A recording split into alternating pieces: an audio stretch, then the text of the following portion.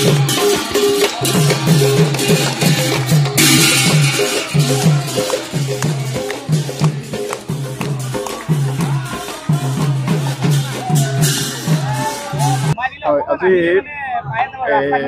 ডিব্ৰুগড় আঞ্চলিক শাখাখন গঠন হোৱা 52 বছৰ হৈছেহি আৰু সেই উপলক্ষে 52 সংখ্যক বাৰ্ষিক অধিৱেশন অনুষ্ঠিত আজি দ্বিতীয় দিন।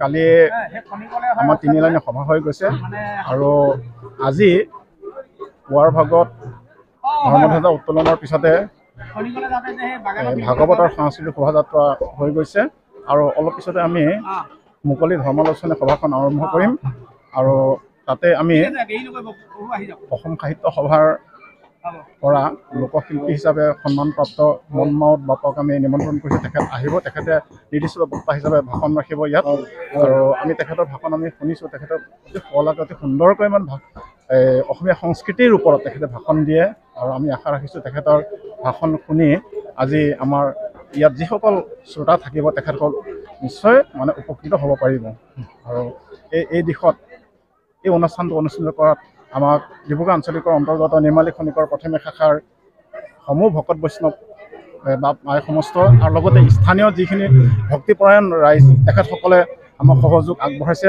আৰু সেইকাৰণে আমি নিৰ্মালী খনিকৰ প্ৰাথমিক শাখাৰ সমূহ ভকত বৈষ্ণৱ বা বান্ধৱ সমস্তৰ লগতে স্থানীয় যিখিনি ভক্তিপৰায়ণ ৰাইজ আছে তেখেতসকলক আমি আঞ্চলিকৰ তৰফৰ পৰা আমি ধন্যবাদ জ্ঞাপন কৰিছোঁ। হয়, আজি জয়গুৰু শংকৰ শ্ৰীমন্ত শংকৰদেৱ সংঘৰ ডিব্ৰুগড় আঞ্চলিক শাখাৰ 52 সংখ্যক বাৰ্ষিক অধিৱেশন আজি দুদিনীয়াকৈ আজি হাতীমূৰত অনুষ্ঠিত হৈ আছে। পুৱাৰ পৰা ভাগৱত যাত্ৰা হ'ল। আজি সেই হাতীমূৰা এই বৃহৎ অঞ্চলটো আজি ভকত বৈষ্ণৱী আজি এক বৈকুণ্ঠপূৰ্ণ এক অনুষ্ঠান মহাস্থানলৈ পৰিৱৰ্তন হৈছে আৰু ইয়াতে বিভিন্ন ঠাইৰ পৰা ভক্তগণ আহিছে, আইসকল আহিছে। মই আজি শুভক্ষণত সকলোলৈ মই উদ্যোক্তা মণ্ডলী আৰু ভক্তপ্ৰাণ ৰাইজলৈ মই আন্তৰিক শুভেচ্ছা অভিনন্দন জ্ঞাপন কৰিছোঁ।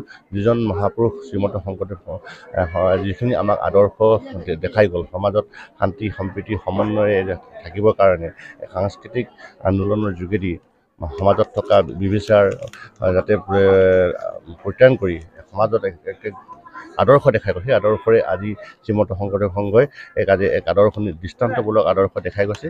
আমি সকলোৱে এনেধৰণৰ অনুষ্ঠানৰ সহযোগিতা কৰাটো খুব প্ৰয়োজন আৰু আমি সকলোৱে এনেধৰণে থাকি সমাজখন আগুৱাই নিব লাগিব আৰু এনে শুভক্ষণত মই সকলোকে ইয়াতে ধন্যবাদ আৰু কৃতজ্ঞতাৰ শুভেচ্ছা জ্ঞাপন কৰিছোঁ। গুৰু শংকৰ সৰ্বগুণা কৰ যাকে নাহিকে উপাম তুহাৰী চৰণকো ৰেণু শতকোটি বাৰেকো কৰোহো প্ৰণাম। আজি আমাৰ শ্ৰীমন্ত শংকৰদেৱ সংঘৰ ডিব্ৰুগড় আঞ্চলিক শাখাৰ 52 সংখ্যক বাৰ্ষিক অধিৱেশন ভাগি দ্বিতীয় দিনা কাৰ্যসূচী চলি আছে। ইতিমধ্যে পুৱাৰ ভাগতে আমাৰ বৃক্ষৰোপণ এটি কাৰ্যসূচী হৈ গৈছে। তাৰ পাছতে ধৰ্মধ্বজা কাৰ্যসূচী ইতিমধ্যে সমাপ্ত হৈ ভাগৱত ভ্ৰমণৰ কাৰ্যসূচী অলপ আগতে শেষ হৈছে। এতিয়া ঠিক আমাৰ 1 বজাৰ লগে লগে আমাৰ মুকলি সভা আৰম্ভ হ'ব। মুকলি সভাত বিভিন্ন জিলা শাখাৰ পৰা আমাৰ আমন্ত্ৰিত ব্যক্তিসকল আছে। তাৰ ভিতৰত আমাৰ উদ্বোধক হিচাপে আমি মুকলি সভাৰ উদ্বোধক হিচাপে আমি আমন্ত্ৰণ কৰি আনিছোঁ মৰাণ আঞ্চলিক শাখাৰ শ্ৰদ্ধাৰ বিশ্বপ্ৰতিম তামুলী বাপজনাক।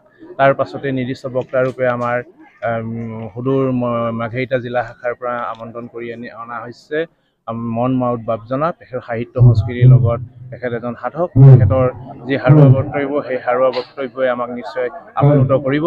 ইয়াৰ লগে লগে আমি এই অনুষ্ঠানতে এভাগী স্মৃতিগ্ৰন্থ উন্মোচনৰ কাৰ্যসূচী আমি ৰাখিছোঁ। গতিকে স্মৃতিগ্ৰন্থ উন্মোচন ভাগ কৰিব ডিব্ৰুগড় মৰাণ মহাবিদ্যালয়ৰ প্ৰাক্তন আমাৰ অধ্যক্ষ যিজন সহযোগী অধ্যাপক ডক্টৰ অশোক কুমাৰ দত্ত ডাঙৰীয়াই। তেখেতেও এতিয়া বৰ্তমান আমাৰ মাজত উপস্থিত আছে। তাৰ পাছতে আমি সন্ধিয়ালৈ এভাগী ভাওনা প্ৰদৰ্শনৰ ব্যৱস্থা কৰা হৈছে। ভাওনা ভাগী ডিব্ৰুগড় আঞ্চলিক শাখাৰ 14খন প্ৰাথমিক শাখাৰ আই মাতৃসকলৰ দ্বাৰা তথা শিশু মইনা মইনীসকলৰ দ্বাৰা প্ৰদৰ্শিত হ'ব। সেয়েহে আমি ডিব্ৰুগড় আঞ্চলিক শাখাৰ সমস্তজন বাপ বান্ধৱ আই মাতৃৰ লগতে আমাৰ যি স্থানীয় ভক্তিপৰায়ণ ৰাইজ তাৰা সমস্তক এই নাটভাগী উপভোগ কৰিবৰ কাৰণে আমি সাদৰে আমন্ত্ৰণ জনাইছোঁ।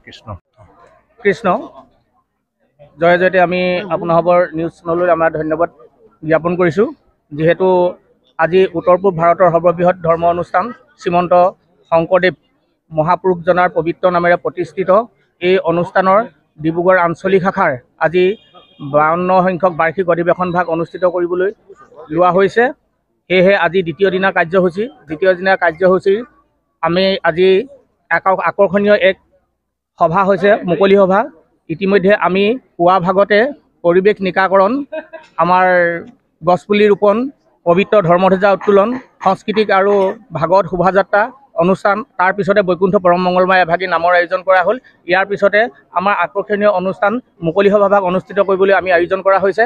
আজি বিশেষ হিচাপে মুকলি সভাত আমাৰ নিৰ্দিষ্ট বক্তা হিচাপে আমন্ত্ৰণ কৰি আনিছোঁ মাৰ্ঘেৰিটা জিলা শাখাৰ আপোনাৰ মনমাউত বাপজনক আনিছোঁ।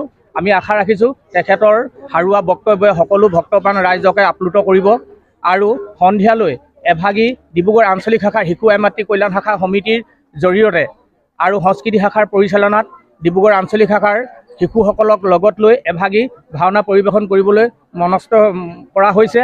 সেয়েহে সন্ধিয়া ভাগত আমি সকলোকে এই ভাওনা ভাগ উপভোগ কৰিবৰ কাৰণে আমি সেৱা জনাইছোঁ। লগতে আজি আমি ডিব্ৰুগড় আঞ্চলিক শাখাৰ সম্পাদক হিচাপে এই অনুষ্ঠান ভাগ অনুষ্ঠিত কৰিবলৈ আজি নিমালী প্ৰাথমিক শাখাৰ আতিথ্যত যিভাগী আমি অৰ্পণ কৰা হৈছিলে, তেখেতে সুন্দৰ হিচাপে আমাক সকলোখিনি ব্যৱস্থাপনা ৰাখিছে, আমাক কৰাই দিছে। তাৰ বাবে আমি এই আঞ্চলিক প্ৰাথমিক শাখাৰ সমস্ত ভক্তপ্ৰাণ ৰাইজ তথা আদৰণি সমিতিক আমি ধন্যবাদ জ্ঞাপন কৰিছোঁ। আৰু তেওঁলোকে প্ৰকৃততে শলাগৰ শৰাই যোগ্য হয় তেওঁলোকে, কাৰণ আমি ভবাত থাকিও তেওঁলোকে আৰু সুন্দৰ হিচাপে আমাক অনুষ্ঠান ভাগ অনুষ্ঠিত কৰিবৰ কাৰণে সুবিধাখিনি কৰি দিছে।